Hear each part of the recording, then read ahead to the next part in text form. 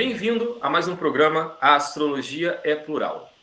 E hoje eu e o Antônio Vitorino, nós temos um convidado muito especial, uma pessoa que é muito especial para mim, que eu conheci, inclusive, eu tracei uma amizade virtual com essa pessoa, que para mim eu tenho como um padrinho astrológico. Pessoa que me abraçou, está sempre me ajudando, sempre me dando boas dicas, que tem uma energia muito legal. E, inclusive, tem livros maravilhosos, e a gente vai falar sobre um desses livros aqui hoje, que é o Valdemar Falcão. Mas antes disso, eu vou passar a palavra para o Antônio Vitorino. Antônio, como é que você está hoje? Estou tranquilo, Cal, e estou muito feliz, porque foi através de um programa ao vivo de vocês no Instagram, que o Valdemar estava te entrevistando, né, sobre tarô, que daí eu fui fazer o curso e a gente acabou se conhecendo e agora estamos nós três ao vivo juntos, né? Então é como mais ou menos você ser uma pessoa da plateia que agora está vendo alguém, né, com quem você só tinha imagem assim, mas não de um ídolo, mas algo mais distante, assim. Então é muito especial para mim, eu acho que esse programa, trocar figurinhas aqui com relação à astrologia e toda a área de conhecimento que o Valdemar tem, além da astrologia. Eu acho que é uma pessoa muito especial e importante. Hoje vai ser muito especial, realmente. Eu me sinto sempre uma pessoa da plateia também, porque eu sou sempre um observador. Eu estou sempre aprendendo, inclusive com você, Antônio, também. Aqui sempre uma troca muito boa. E agora eu passo a palavra para o Valdemar Falcão. Seja muito bem-vindo, Valdemar. Obrigadíssimo, Cal. Antônio, prazer. Muito legal. Eu estou me lembrando, você está falando essa coisa de aprender, né? Estou me lembrando de uma frase que eu escuto muito por aí, que é atribuída a algum sábio da antiguidade, que eu não me lembro quem é, mas que diz que ninguém é tão sábio que não tenha nada para aprender e ninguém é tão ignorante que não tenha nada para ensinar, né? Então, no fim das contas, estamos todos aprendendo o tempo todo e esse tipo de troca é a coisa mais rica que pode acontecer, porque troca de conhecimento, troca de experiência, eu acho que é onde a gente mais aprende, né? A escola da vida, acho que é a melhor escola para ensinar as coisas para a gente, né? Com certeza. Eu acho que a pandemia foi, né, uma coisa terrível, muito triste, né, lógico. Mas pelo menos a gente tem que tirar alguma coisa boa das experiências que a gente passa. Eu acho que essa troca que a pandemia nos propiciou, né, que ela deu um impulso para que isso acontecesse logo, essa troca via internet, né, que seja. E foi dessa maneira que a gente até se conheceu, né, Valdemar? Eu fiz uma resenha aqui no canal até sobre, logo quando eu estava começando, sobre o seu livro, A Astrologia para Quem Tem Pressa. Um livro bem legal que eu indico para quem está estudando astrologia. E na verdade foi um episódiozinho que eu falava sobre vários livros para quem está aprendendo astrologia, né, vários livros legais. Esse era o primeiro da lista que eu falava, que gente, comprem esse livro que é bem legal. Mas, Valdemar, hoje a gente vai falar sobre o Encontros com Médiuns Notáveis. Mas antes de a gente chegar lá, a gente começa sempre do início, do princípio. Então, no princípio era o verbo. E como é que você começou na astrologia? Conta pra gente aquela história super legal, como começou o seu contato, esse amor com a astrologia? Olha, é engraçado, Cal, porque começou meio por acaso, né? Embora o acaso não exista, quer dizer, não começou de forma planejada por mim. Eu morei em Londres entre 1976 e 77, quando eu tinha 24 para 25 anos, e éramos no apartamento, éramos eu, minha namorada e uma outra amiga brasileira e o namorado inglês dela. E essa amiga nossa, hoje em dia é uma grande chefe aqui no Rio, chama-se Eita, que me deu um branco aqui agora do nome dela. Caramba. É a Tereza Corção. Tereza Corção. É uma chefe maravilhosa, voltada para interagir com os lugares onde ela colhe os alimentos, sabe? Não é uma chefe de luxo, de ficar trancada numa cozinha maravilhosa. E ela tinha um livroco daqueles enormes de astrologia, tipo uma bíblia dessas, que eu nem me lembro qual era o autor, onde ela me emprestou, falou, olha aqui, quem quiser dar uma olhada nesse livro de astrologia e tal. Aí eu falei, legal, e comecei a folhear o livro, e o livro ensinava até a gente a fazer o cálculo. Imagina, naquela época não tinha computador, não tinha nada disso, né? Então foi a primeira vez em que eu peguei um livro, eu comprei um mapinha em branco lá numa livraria lá em Londres, e calculei e desenhei o meu mapa natal. Mas é como eu digo, era um burro olhando para um palácio, porque eu olhei para aquilo e, sabe, só achei legal que eu tinha feito tudo sozinho. Né? E mais engraçado e mais curioso, Carl, é o seguinte, é que uma das grandes mestras da astrologia contemporânea é a Liz Green, né? E Sim. a minha namorada descobriu uma escola no norte de Londres e ela resolveu fazer um curso de aquarela lá. Ela chamava-se Franklin School of Contemporary Studies. E depois eu fiquei sabendo que foi uma casa que teve um papel muito importante na vanguarda dos terapeutas naquela época.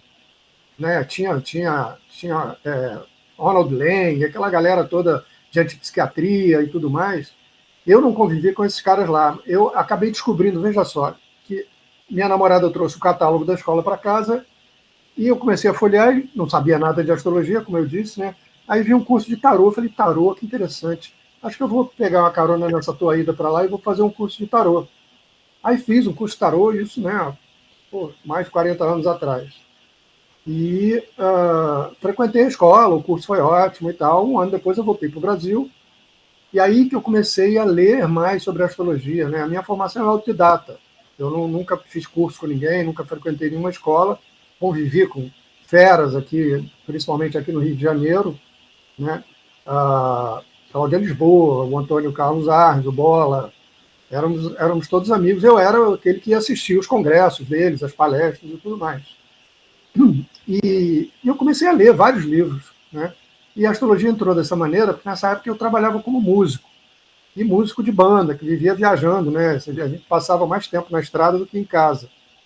Eu tocava com o Zé Ramalho nessa época, o Zé Ramalho estava começando a estourar para o grande público, e então era turnê para tudo que é lado e tal, e o músico, dentro de uma turnê dessas, o músico acompanhante, não tem muito o que fazer, né?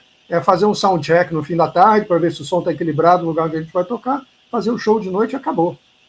O artista não, o artista tem que ir na rádio, no jornal, na televisão, tem que divulgar o show e tudo mais. Então sobrava muito tempo livre. Como eu gosto muito de ler, cada vez que a gente ia começar uma turnê dessas, chegava no aeroporto, eu ia para a livraria, comprava uns 3 livros de astrologia, botava na bagagem e tome de ler sobre astrologia. Né? Aí o irônico é que alguns anos depois, não sei quantos, eu tenho até hoje o catálogo dessa escola. Essa escola não existe mais, era uma coisa de vanguarda lá na época em Londres, era um pessoal muito cabeça aberta que tocava a escola, sabe? Era aquela coisa bem anos 70 mesmo, sabe?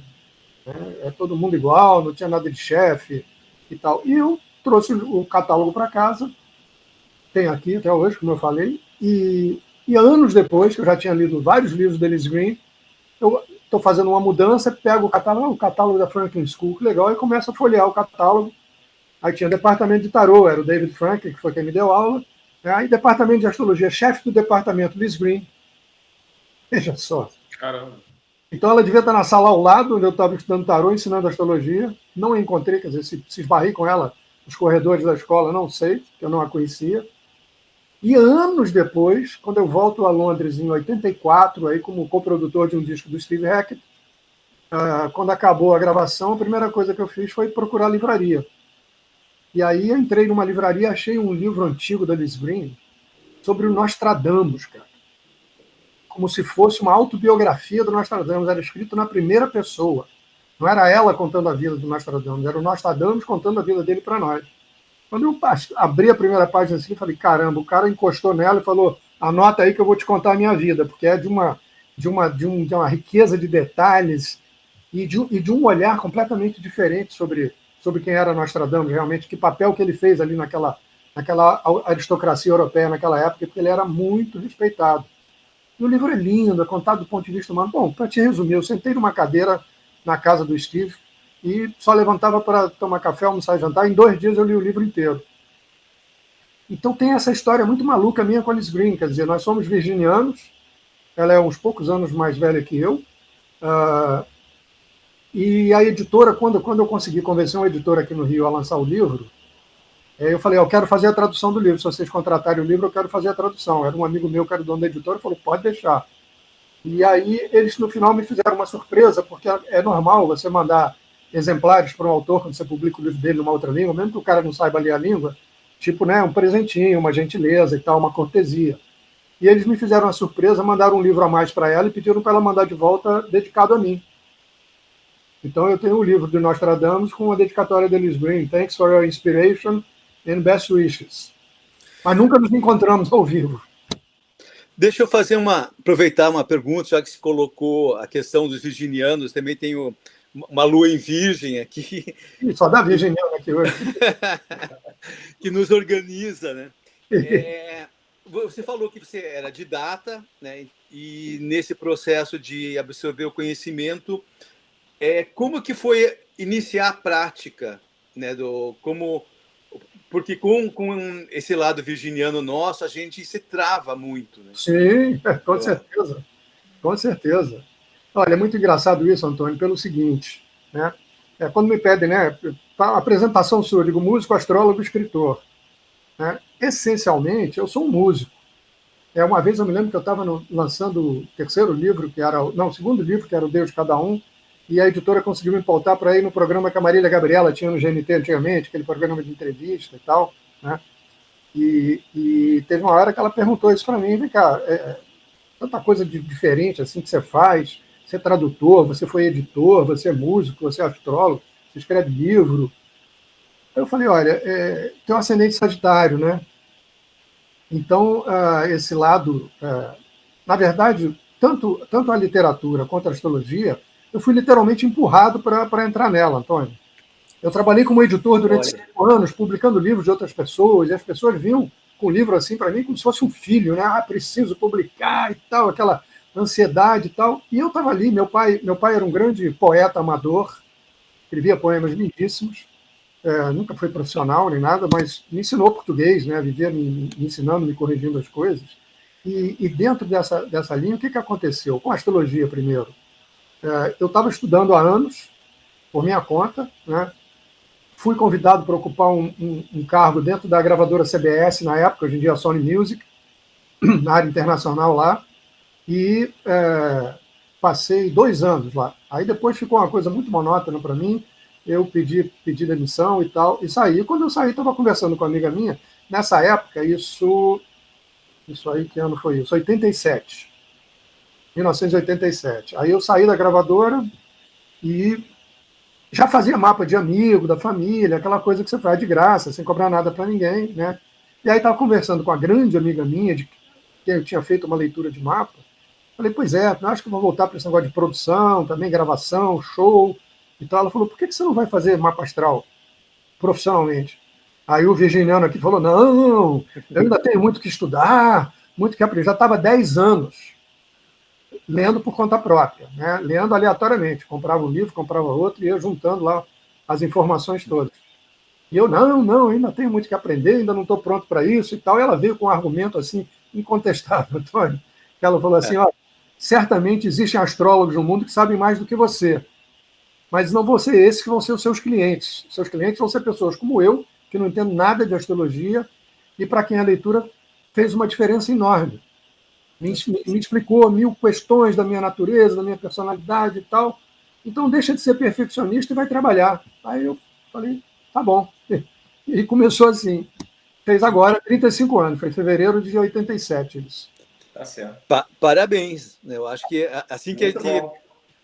encontra alguns mestres que são discípulos ao mesmo tempo, né? Exatamente. Maravilhoso.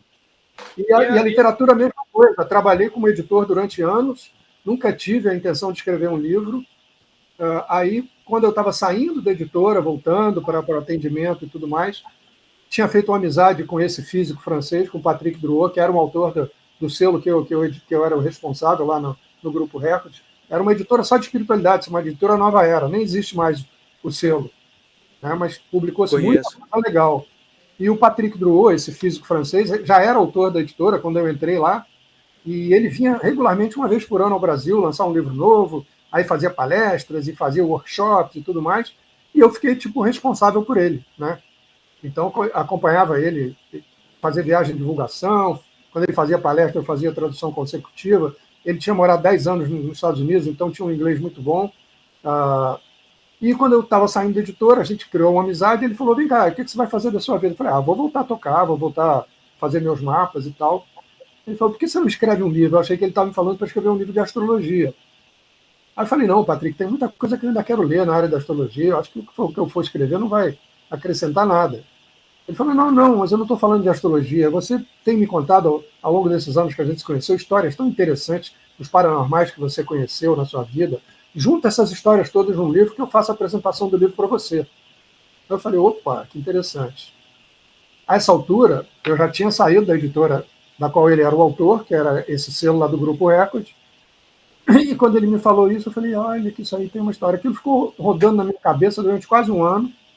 Aí, no final do ano, eu escrevi para a diretora editorial de lá, que era essa minha prima, tinha me levado para lá, para assumir essa editoria. E falei, prima, olha aqui, eu estou com a ideia de escrever um livro que eu só tenho o título. Mas é o seguinte, o título seria Encontros com Médios Notáveis, que é uma alusão ao Encontros com Homens Notáveis do Gurdjieff, né? E eu só tenho o título e é isso, eu vou contar a história dos médicos que eu conheci. Não tenho nada pronto ainda, só o título. Aí ela, no mesmo dia, me mandou um e-mail de volta e disse assim, pode começar a escrever que eu já mandei preparar o seu contrato. E aí foi assim, passei um ano puxando pela memória, porque todas são histórias, não é um livro de teoria, de doutrina, nada disso, é história real, o que eu vi essas pessoas fazerem, o que eu aprendi com essas pessoas. E todos os meus livros foram assim. O segundo, que é o Deus de Cada Um, era um projeto editorial da editora Agir, que eles tinham o projeto e não sabiam quem que eles iam convidar para realizar o projeto. O conceito era histórias reais de pessoas de diferentes tradições religiosas, cada uma contando como é que foi a sua trajetória até chegar na religião, onde se sentiu realizado, ou se foi a mesma desde o nascimento, e tudo mais. E o editor da Agir, nessa época, que é um selo da Ediora aqui no Rio, ele foi ao lançamento do Encontros com Médios Notáveis, a gente já tinha feito uma certa amizade, e aí ele me escreveu 2 dias depois, dizendo, olha, eu tenho um projeto aqui que eu não sabia quem que eu ia convidar para realizar, agora que eu li o seu livro, eu acho que é você que tem que fazer esse livro. Aí ele me explicou esse conceito básico, tem que ter esse título, Deus de Cada Um, e na abertura de cada capítulo tem uma foto da pessoa cuja história você está contando. Agora, quantos são, quem são, assunto seu, quer fazer? Eu falei, claro que eu quero. E aí passei um tempão pesquisando. O que eu fiz? Eu fiz entrevistas com essas pessoas e transformei a entrevista na história de cada um. Aí eu, como narrador, na terceira pessoa. Porque o Médios Notáveis é escrito na primeira pessoa. Eu conheci fulano nessas circunstâncias e tal. Tá. Aí esse mesmo editor, depois que a gente terminou de fazer o Deus de Cada Um, ele estava desenvolvendo uma coleção chamada Conversa. E aí me convidou para ser o mediador de uma conversa entre o Frei Beto e o Marcelo Gleiser. Olha. Se chamou Conversa sobre a Fé e a Ciência. E eu ali de atravessador da conversa. Levei uma pauta de temas, tive uma reunião com o conselho editorial lá da editora, fizemos uma pauta de temas e eu fiquei encarregado de puxar o assunto entre eles. Falando internar, o que foi uma internação. Hospedaram a gente num hotel maravilhoso aqui em Santa Teresa, né, Montmartre, aqui do Rio de Janeiro. Ficamos lá durante 4, 5 dias, os três, comendo e conversando, e trocando ideias e tudo mais. E o quarto livro, que é esse que o Cal falou, que foi através do qual ele me conheceu, que é o História da Astrologia para quem tem pressa, faz parte de uma coleção com essa assinatura.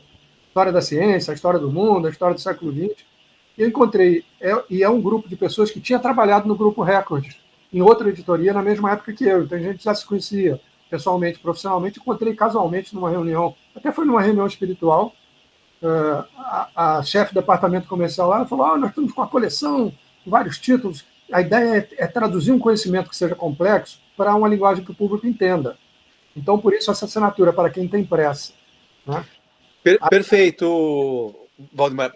Eu também vou aproveitar e endossar, né, esse livro, porque também ele é um livro muito gostoso de ler e, ao mesmo tempo, instrutivo. Né? Você vai absorvendo um conhecimento de uma forma leve e muito profundo. Né? Ele é leve, mas é profundo. Bom ouvir isso, sinal que eu consegui o que eu queria. As pessoas as que estão assistindo devem estar curiosas sobre os livros, e eu vou deixar aqui todos os links aqui na descrição. Então, vocês podem procurar aqui na descrição, para quem quiser comprar os livros, tá, Valdemar? Vamos deixar os links aqui na descrição também. Maravilha. O Encontros com Médios Notáveis teve a primeira edição. O Encontros com Médios Notáveis, nesse formato padrão, que é o 16x23, ele está na 6ª edição já. 6ª edição. Sexta edição. Eu tenho um exemplar da 4ª aqui. São todos iguais, não tem diferença. Um livro que eu tenho que comprar quando eu for ao Brasil. Eu li uma versão digital. Ah, você tem o e-book, né? Olha só, deixa eu falar um negócio interessante, porque eu acredito, como tarólogo, né, essa questão da sincronicidade está muito ligada na minha vida. E é muito interessante a gente estar aqui na segunda semana de vida do Benício, do meu segundo filho, e fazendo uma entrevista sobre encontros com médiuns notáveis.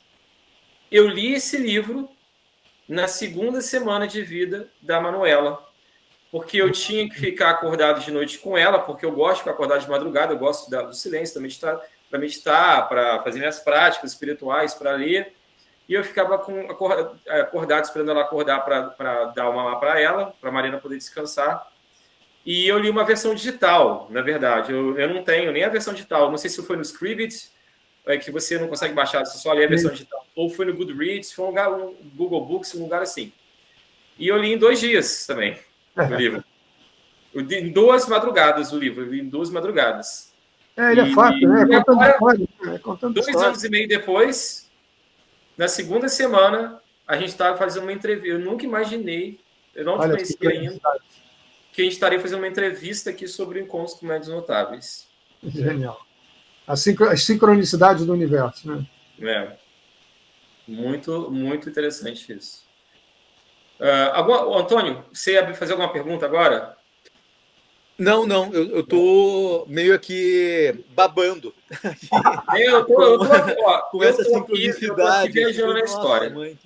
Eu adoro o storytelling, contar história, contador de tudo, o pessoal que conta a história da vida, tudo isso eu me amarro. Eu tô aqui imaginando, eu vou criando assim na minha mente. Bom, eu tenho uma pergunta para fazer para você, Valdemar, para a gente voltar um pouco no tempo, para a gente voltar para o livro do Contos Médiuns Notáveis. Mas é uma pergunta que, na verdade, eu estou para te fazer isso há muito tempo e eu nunca numa live, eu nunca vi ninguém te perguntar. Como é que começa o seu contato, não com a astrologia, mas com a espiritualidade? Eu não digo com práticas religiões espíritas, nem nada, né? Mas com a espiritualidade em si. Como é que começa esse contato? Olha, Cal, isso aí começa quando eu tinha mais ou menos 17, 18 anos de idade, que a minha avó materna foi diagnosticada com câncer de aparelho digestivo, lá em estágio assim, muito avançado. Então, os médicos levaram ela para a mesa de cirurgia, abriram, fecharam, disseram, melhor não fazer nada porque não vai adiantar. E viraram para minha mãe, disseram, olha, ela vai ter mais ou menos uns 3 meses de vida, e o final vai ser muito doloroso, que é aparelho digestivo e tudo mais, então já deram uns remédios, assim, daqueles barra pesada de morfina, de analgésico e tudo mais. E minha mãe, conversando com uma amiga dela, de longa data, comentou a respeito do problema, e ela falou, eu tenho um pai de santo maravilhoso, de repente pode dar um alento para sua mãe, essa amiga dela falando para ela, né? Ela falou, tá bom, e como é que a gente faz isso? Ele falou, eu vou falar com ele e vou pedir a ele para... Minha avó, o centro era uma escadaria enorme aqui no subúrbio do Rio, que minha avó não teria condição de subir de jeito nenhum. Aí ele falou, não tem problema, eu tiro o meu horário de almoço e vou... Nem conhecia a gente, nem sabia quem era a gente, sabe? Ele passou a tirar o horário dele de almoço, ele era funcionário público na época, ele agora já é falecido, né? E ele tirava a hora dele de almoço dele para ir visitar minha avó todo santo dia. O que aconteceu? Ela teve exatamente a expectativa de vida que os médicos tinham previsto, ele não fez nenhum milagre nesse sentido, nem era essa a intenção, mas ela não teve nenhum sofrimento. Ela teve entrou num coma hepático de um dia para o outro, apagou, e 2 dias depois ela faleceu.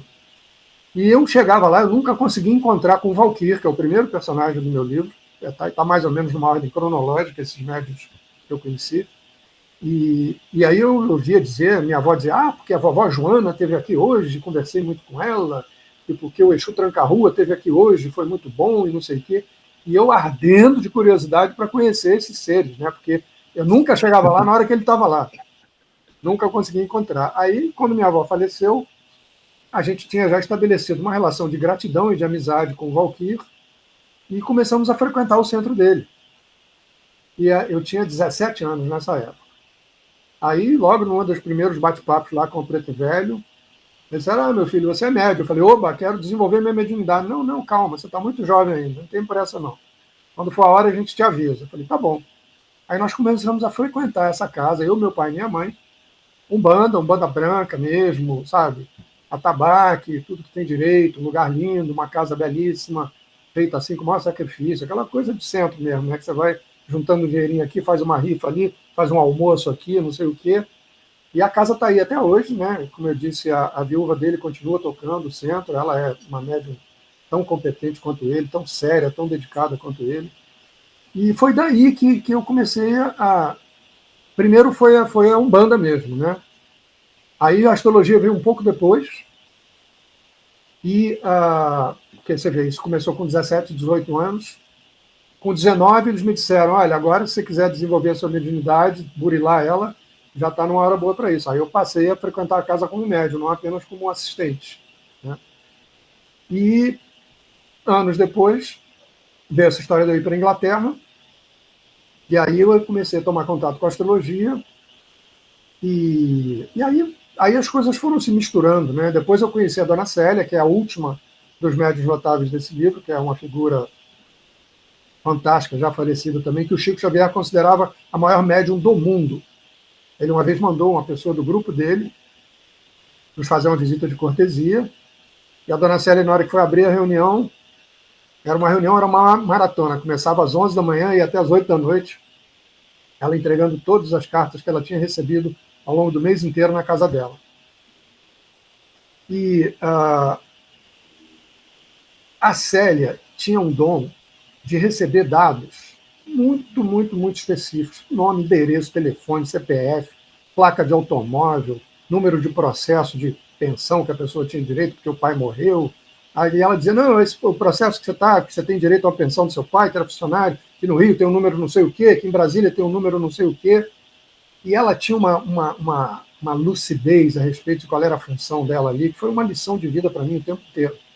Porque quando o Chico mandou essa moça lá nos fazer uma visita, né, a Célia, na hora que abriu a reunião, falou, tá aí uma irmã nossa que veio lá de Uberaba, em nome do Chico. O Chico era vivo ainda, obviamente.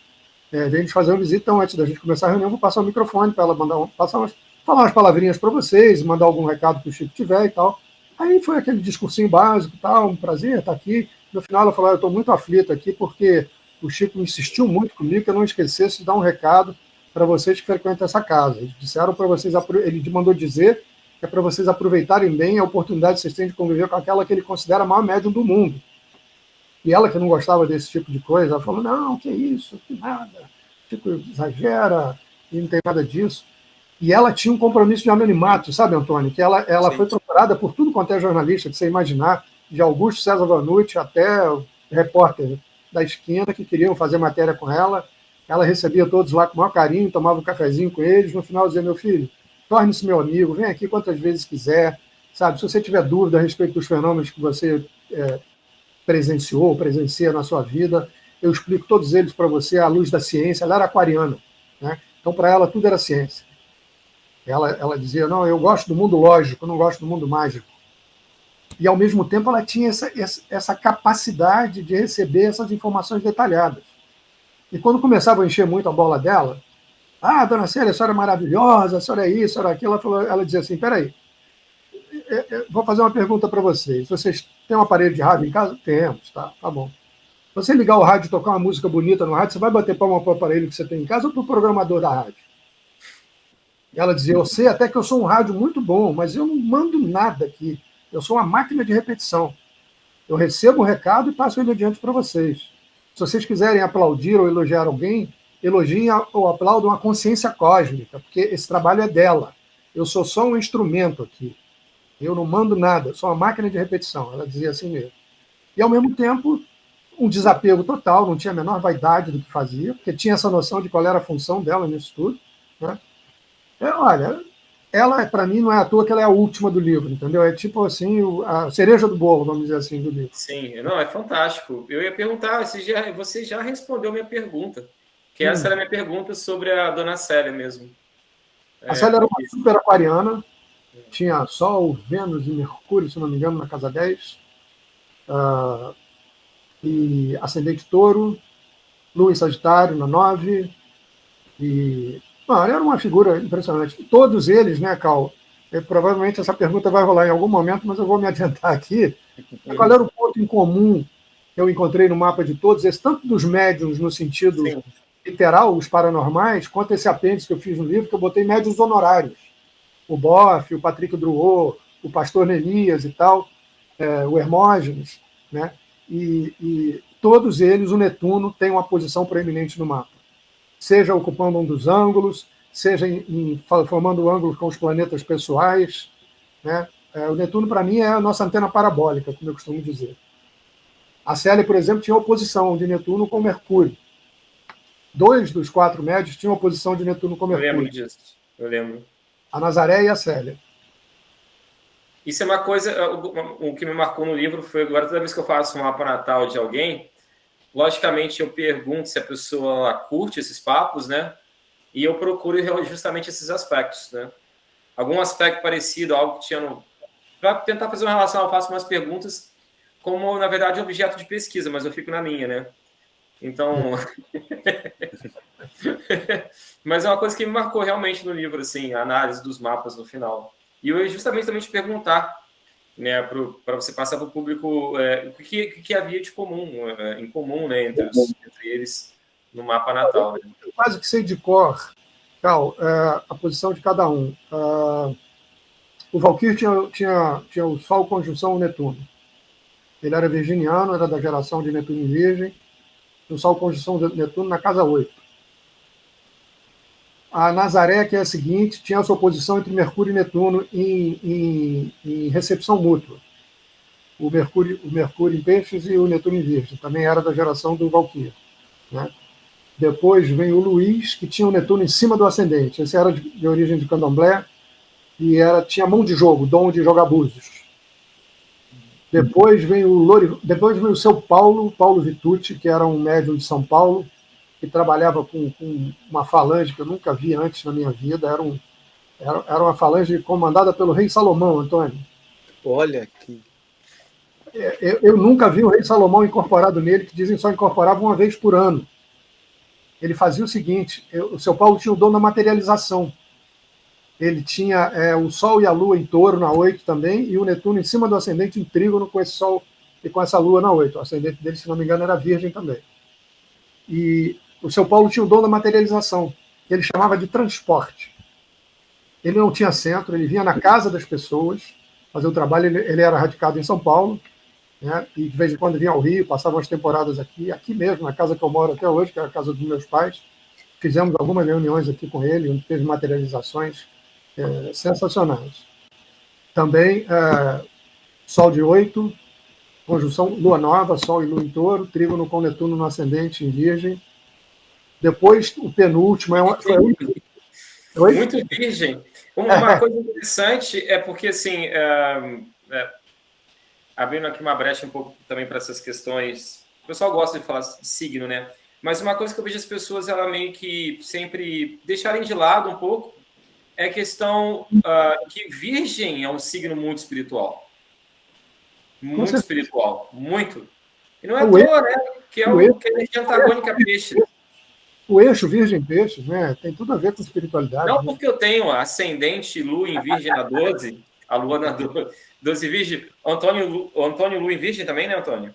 Lua em Virgem. Eu Sol em Virgem. Sol em Virgem, não é por isso, não. Inclusive, não foi à toa que nas ordens iniciáticas foi designado o eremita aqui como também o signo de Virgem.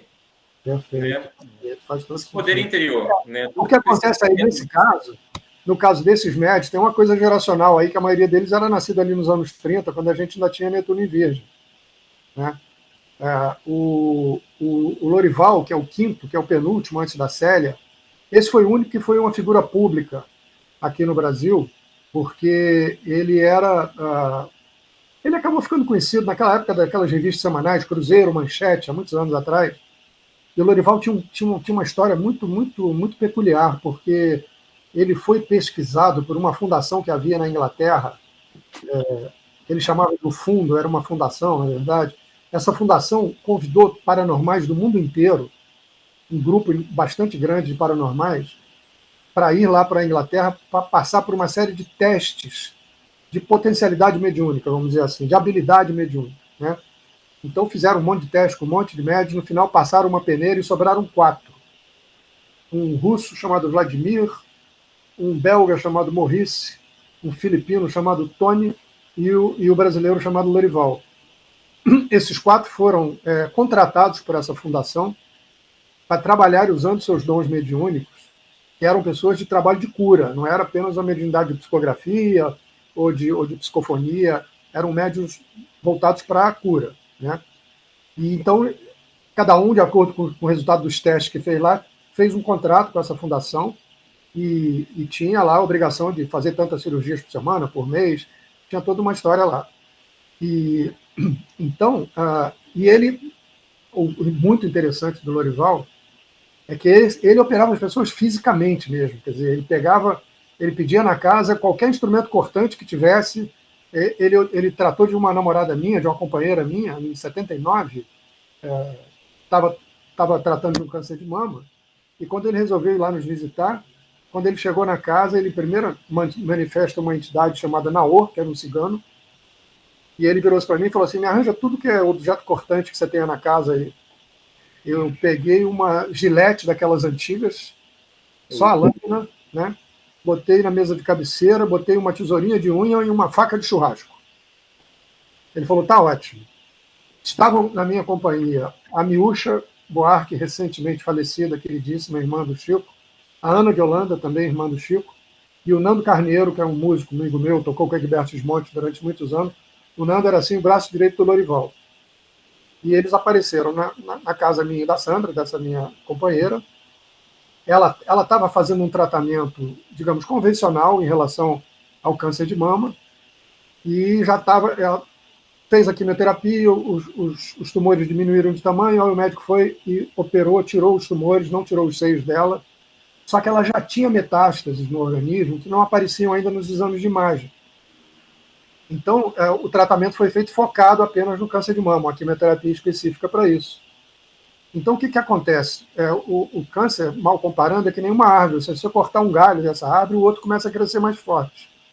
Então, quando ela operou, depois da cirurgia, ela entrou num processo extremamente sofrido, porque as metástases ósseas que ela tinha, que não apareciam em nenhuma chapa, mas o Lorival via, e ele dizia para mim: olha, isso aqui não é evidência não, eu aprendi lá na fundação, lá na Inglaterra, a interpretar uma chapa de raio-x, interpretar uma cintilografia. Tem metástases aqui, ali, na coluna vertebral dela tinha vários pontos de metástases. Pois bem, ele chegou na nossa casa, o Naor se manifestou nele, pediu esses instrumentos cortantes, e aí ele pegou um violão nosso, começou a cantar uma música que era um ponto de candomblé, só falava foché, loni, era quase um mantra, era só aquilo, repetitivo. Aí ele tocou no violão pra gente, falou: Nando, toca o violão, Miúcha, canta isso que eu te ensinei, e Valdemar, toca essa melodia na flauta. E a Ana de Holanda, ele virou: você vai ficar aqui junto de mim, porque você tem que testemunhar certas coisas hoje para abrir sua cabeça. Então a Ana foi a instrumentadora da cirurgia.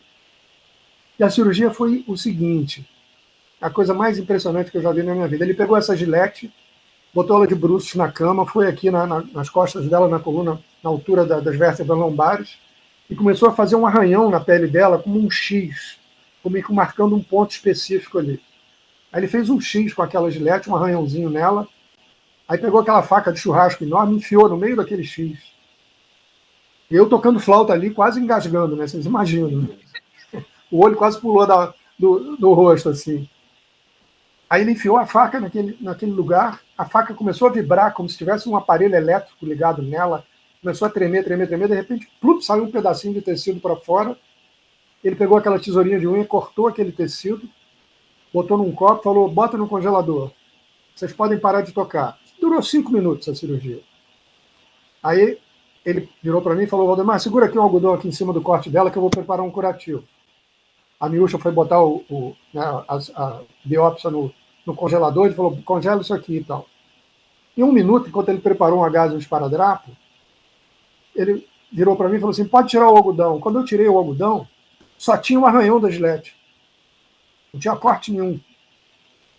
O lugar onde ele enfiou a faca sumiu.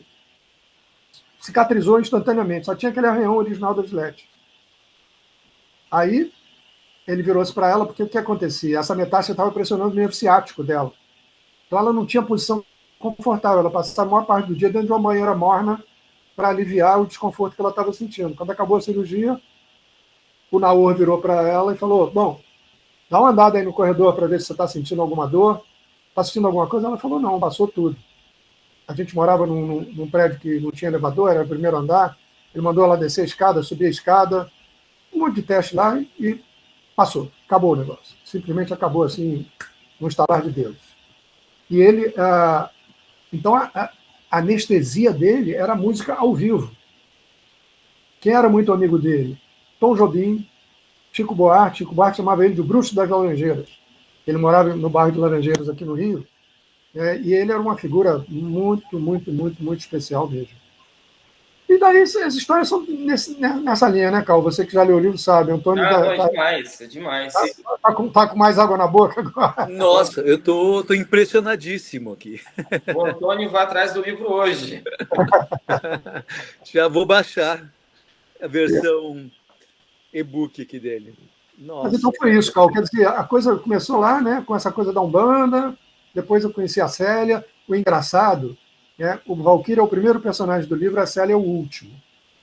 Eu acabei descobrindo que os dois eram vizinhos lá no bairro, onde o centro do Valquírio está instalado até hoje, que é aqui no subúrbio do Rio de Janeiro, e eles se reencontraram por minha casa, eram amigos de infância no bairro, subiam em árvore junto e tal, e foram se reencontrar por minha causa, porque eu comecei a frequentar o trabalho da Célia, eu tinha conhecido ela, foi em 1982, eu tive o privilégio de conviver com ela durante 25 anos, de 82 até 2007, quando ela faleceu.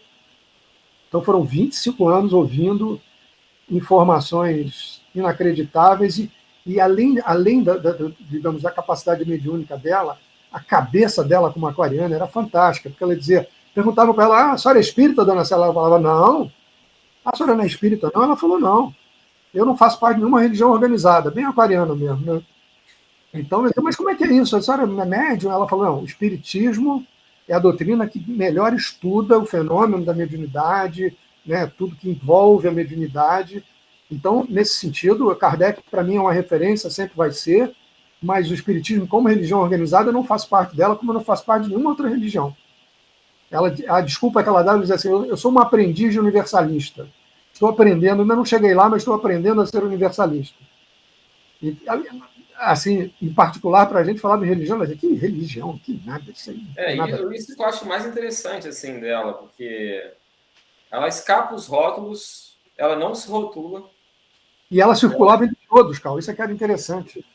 E ele, pessoa livre, e essa liberdade, assim, dela, porque é bem interessante mesmo. E não se coloca acima de nada, né? Em nenhum momento. De jeito nenhum.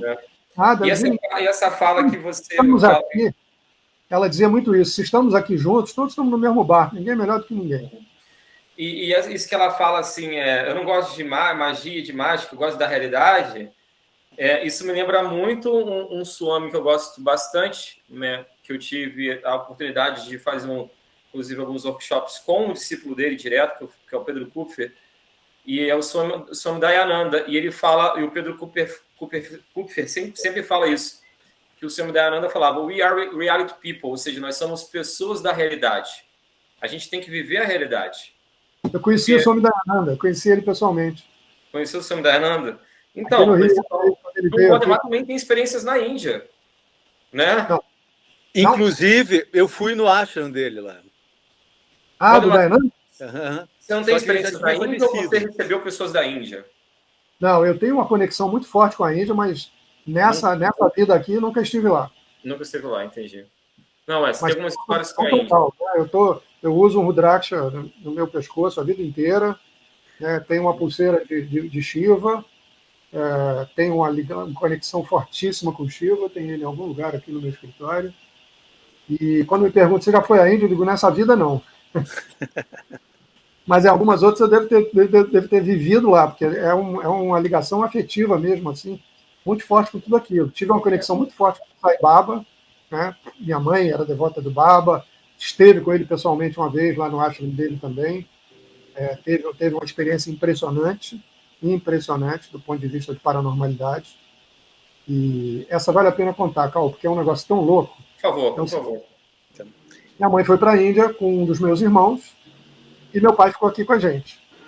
Meu pai tinha tido um AVC leve, tinha que ter uma pequena sequela nele, que não foi nada demais.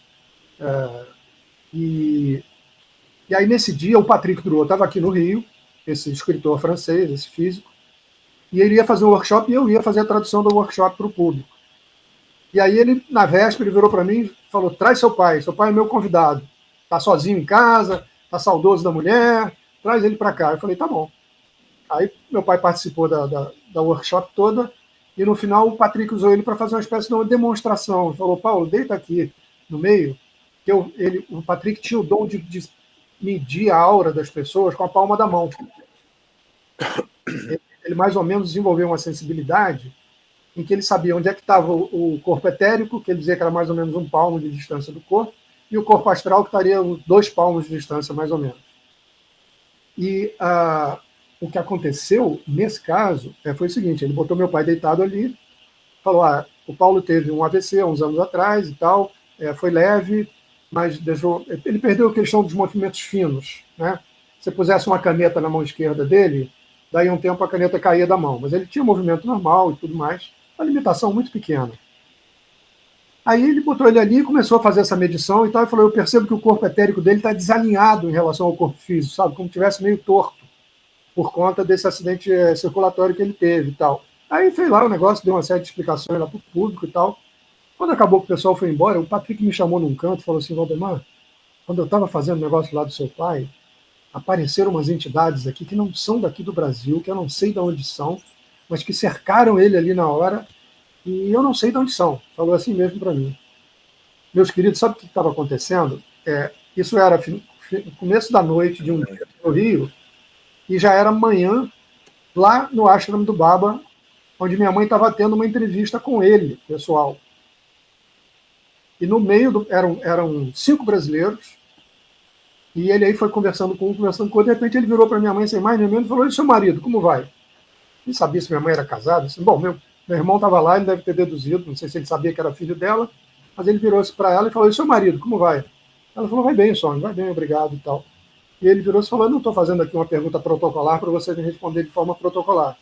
Eu sei que seu marido teve um acidente circulatório há uns anos atrás, não foi nada grave, mas ele ficou muito chateado com isso, porque ele era uma pessoa muito dinâmica, muito ativa, gostava de esporte e tal, e que agora ele está sofrendo uma série de pequenas limitações aí e tal. Diga para ele, para a próxima vez que você voltar aqui, traga ele com você, que eu vou fazer ele ficar bem melhor. Não vou falar, eu vou curá-lo, vou fazer ele ficar bem melhor. Então era exatamente nessa hora que o Patrick percebeu essas entidades lá que ele não conseguiu identificar, que a minha mãe estava conversando com o Baba lá na Índia. Então ele deve ter mandado uns emissários, Carl, sabe aquele esquema? Como se chama na Umbanda, né? Eu estava explicando, Antônio, que foi na mesma hora, né, que ele estava percebendo essas entidades lá, que minha mãe estava conversando com o Baba na Índia, já era amanhã do dia seguinte lá na Índia, né? E ele foi direto ao assunto, né? Falou, não, é isso e tal. Aí, quando eu juntei as duas coisas, eu falei, pronto, está explicado que entidades foram essas que o Patrick percebeu aqui, porque ele mesmo não soube identificar quem era. Eu só fui juntar esses 2 pontinhos depois que minha mãe chegou. Eu falei, vem cá, que dia que vocês estiveram com o Baba? Foi no dia tal, de manhã, tantas horas e tal. Era o final do dia aqui, que é o workshop do Patrick que estava terminando.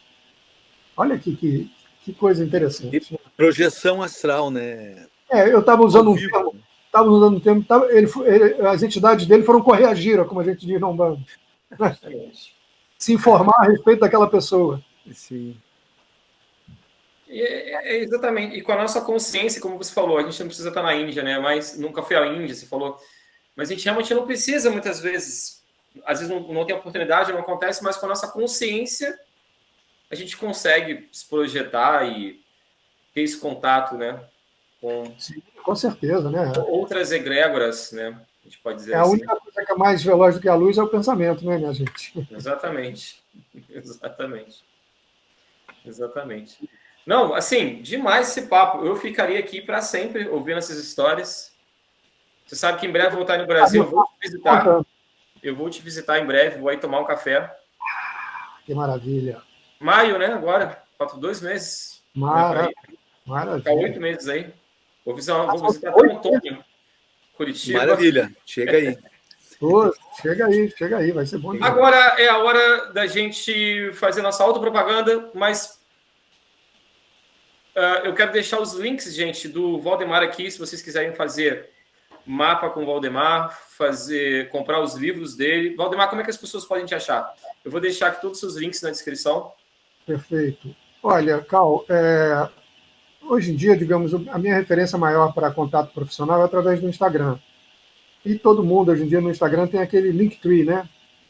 Então, lá na famosa bio, né, na apresentação que a gente tem no Instagram, tem um link para o meu Linktree. E no meu Linktree você pode tanto entrar em contato com o WhatsApp Business meu para agendar consulta, tem um link direto para a Amazon, que eu acho que é onde você encontra os melhores preços para livro, né? Tem um link direto para a Amazon.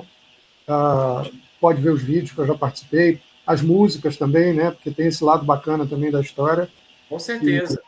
A gente tem que fazer um outro programa para a gente falar sobre astrologia e música, sobre aquele seu projeto muito bonito, inclusive. Vamos fazer. Antônio, não sei se você está a par disso. Não, mas eu acho que a arte, né, em si, eu não estou ligado à música, mas eu estou ligado ao teatro, o Cal está ligado à pintura, né? Então acho que também tem uma conexão que a gente pode explorar, né, por essa veia mais artística, mais de Vênus, assim. E também tem o seguinte, né? Eu me lembro de uma declaração do Keith Jarrett, aquele pianista americano, há muitos anos atrás, que eu achei genial, e que, para mim, coloca os artistas, e a dona Célia falava muito isso, os verdadeiros médios são os artistas, não são os médios. Né? Porque eu conheci, pela primeira vez, o trabalho dos concertos solo do Keith Jarrett em 1975, quando foi lançado uma caixa, na época dos LPs ainda, era uma caixa com uma série de concertos que ele tinha feito em Bremen e Lausanne, na Suíça. E dentro da caixa do LP vinha um encarte enorme, com uma entrevista com ele. E na entrevista a pessoa perguntava para ele, como é que você se sente sendo um criador que faz a música de improviso na hora, que não prepara nada antes, que não ensaia nada antes e tal. Ele respondeu da forma mais genial, mais ou menos essa coisa do rádio da Célia, né? Ele disse assim, olha, eu não me considero um criador, eu me considero um dos milhares de canais através dos quais a criação se manifesta no mundo. Então, na verdade, o criador é o criador, eu sou um canal da criação se manifestar. E tem a ver exatamente com isso, né? Quer dizer, aí eu boto Netuno, né? Vênus, claro, estética, beleza, arte, música, tudo certo é Vênus. Mas a inspiração, né?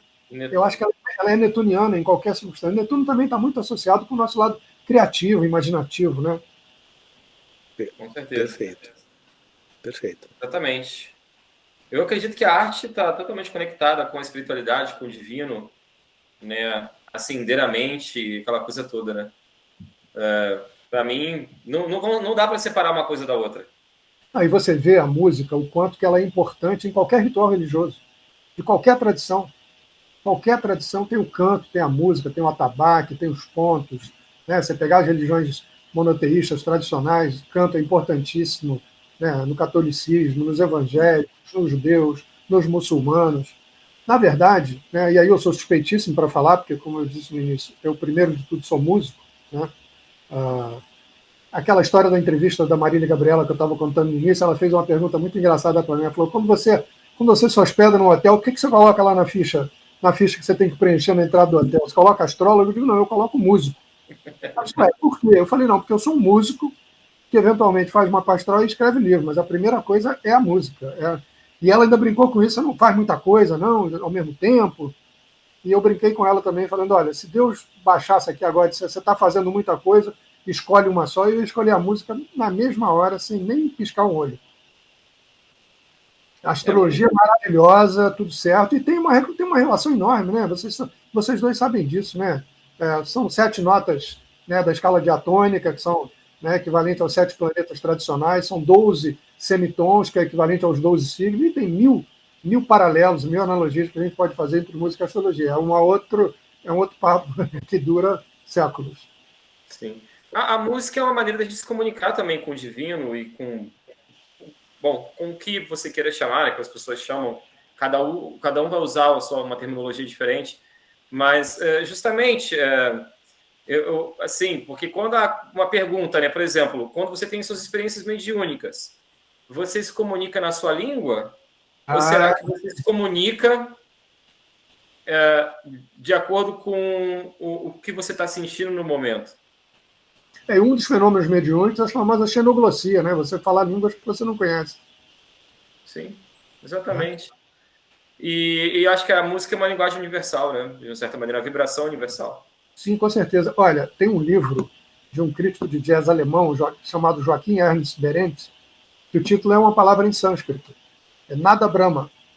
Nada, Brahma. Nada Brahma, em uma tradução livre, quer dizer o universo é sustentado pela música. A criação é sustentada pela música. Né?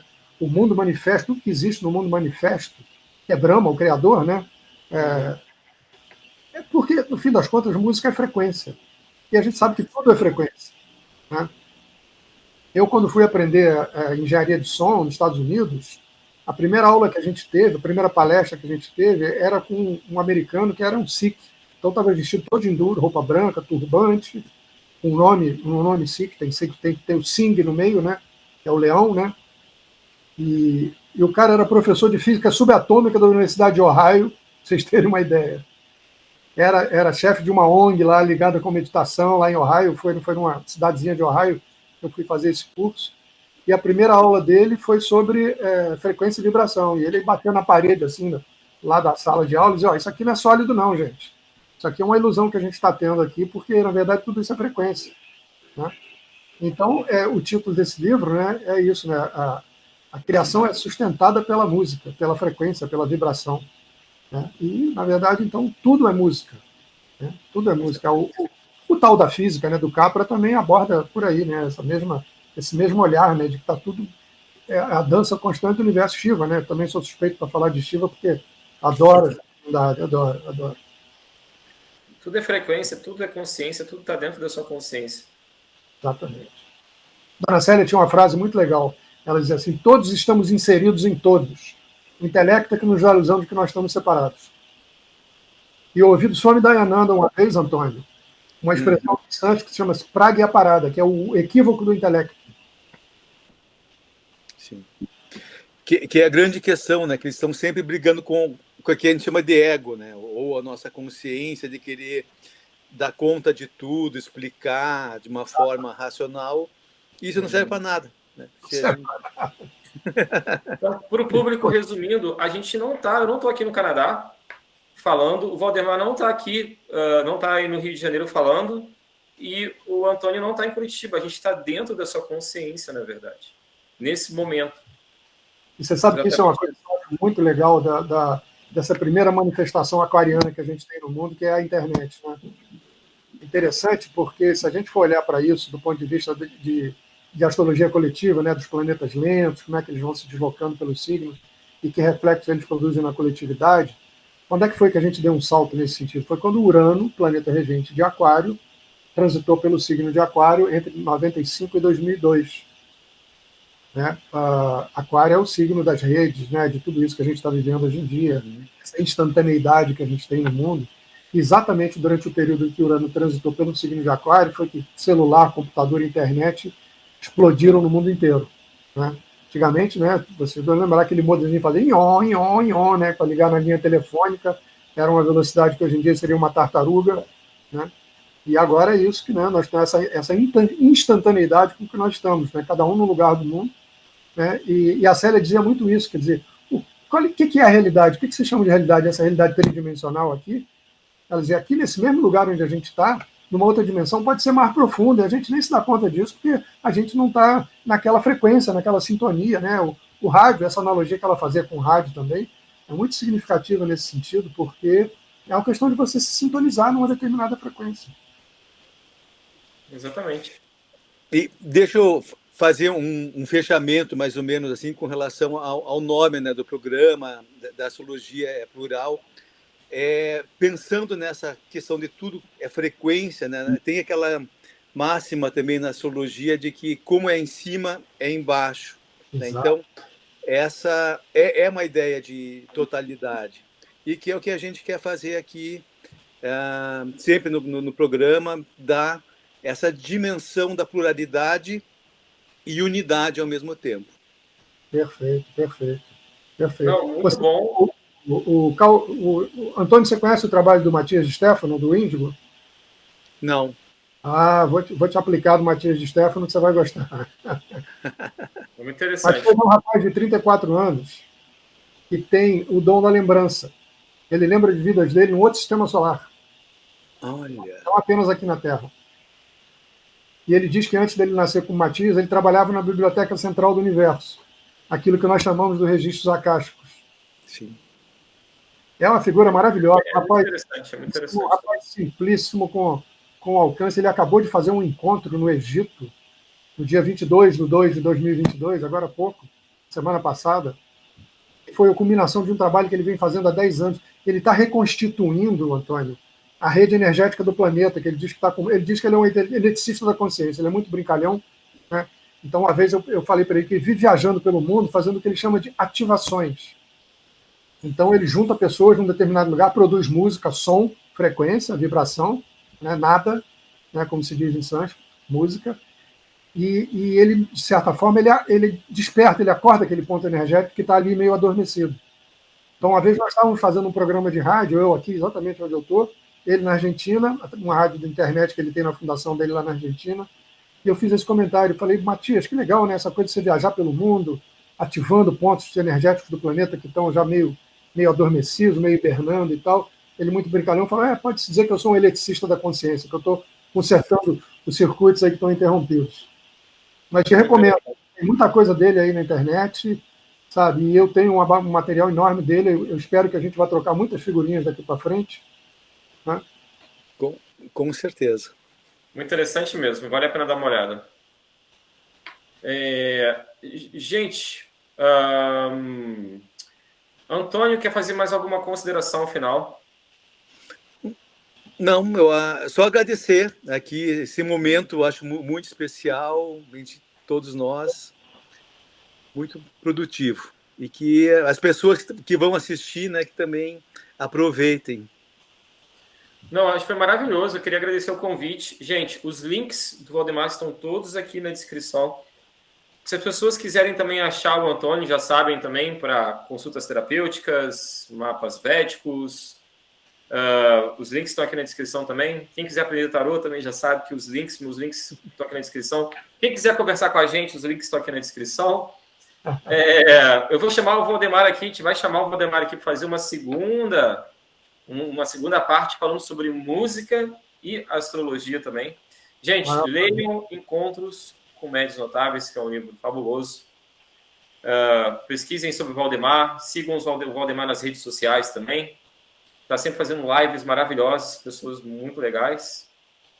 E é isso, só tenho a agradecer. Valdemar, eu deixo para você agora as palavras finais para a gente encerrar o nosso programa. Bom, eu estou até emocionado aqui no bom sentido, não é que eu vá chorar nem nada disso, mas estou com um calorzinho no coração aqui muito bacana. Prazer enorme conhecer você, Antônio, primeira vez que a gente interage, mas já dá aquela sensação de que somos velhos conhecidos, né? O Cal é meu afilhado já. Né, Cal? Com certeza. Sabe, a gente tem uma conexão também incrível, né, Cal? Porque, por enquanto, ela é toda virtual e parece também que a gente é amigo desde que nasceu, né? Uhum. Quando tem esse tipo de afinidade, né, essa sensação de familiaridade é muito, muito agradável. Então, eu queria te agradecer o convite, eu fico super honrado, e dar os parabéns a você por essa iniciativa, porque, sabe, a gente tem que falar disso, quanto mais a gente puder, melhor, né? Com certeza. E agradecer ao Antônio. O Antônio que criou a ideia, na verdade, me empurrou para isso. Tamo junto. Fazer esse programa. Eu acho que é um programa que tem muito, na verdade, tem muito a trazer, né? A agregar, essa palavra está na moda em português, né? Agregar valor. Mas é justamente porque a astrologia é plural. A gente vem discutindo essa linguagem multifacetada da astrologia, como no episódio passado que a gente trouxe o Fernando. A gente falou da necessidade da união de uma visão da astrologia moderna com a astrologia clássica, né? O que o Fernando chama da astrologia híbrida, né? Uma formação de uma astrologia híbrida e a união das pessoas e o respeito mútuo, né? Por mais que muitas vezes uma pessoa ela não tem ela não, digamos, não é questão de acreditar, ou ela não tem a mesma visão que uma outra pessoa dentro da astrologia, ou que seja, não é porque essas pessoas não devem conversar, não devem trocar figurinhas, não devem... Então, assim, esse é um espaço para todo mundo, né? Por enquanto, eu só estou chamando pessoas que eu troco muitas figurinhas, na verdade, que eu me identifico muito, mas eu sei que daqui para frente vão ter pessoas com visões totalmente diferentes da minha e do Antônio, que seja, né? Então, agora, o Valdemar é uma pessoa que, em relação a eu me identifico muito, porque a gente tem muita coisa a ver, realmente, assim, dentro da visão, não só astrológica, né? Esse pluralismo, né, Carl, eu acho muito significativo, sabe? Eu acho fundamental na vida de hoje, principalmente nessa época que a gente tem vivido, nos últimos anos, com essa polarização toda, né? Que quem tem uma opinião diferente é como se fosse um inimigo da gente, né? Eu me lembro de uma vez que o Matias estava aqui no Rio conosco, e eu levei ele para o nosso sítiozinho aqui em Petrópolis para descansar uns dias, e eu tinha uma sobrinha que estava lá com a gente, geminiana, curiosíssima, e metralhou ele com um monte de perguntas. No final perguntou para ele assim: você tem amigos ateus? Ele falou: tem um monte. Mas não entra em choque com o que você acredita? Ele falou: não é o que eu acredito.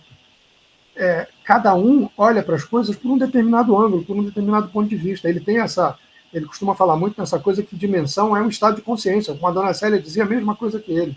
Não é um lugar que você vai, não é um segundo andar, né? Não tem essa hierarquia toda, né?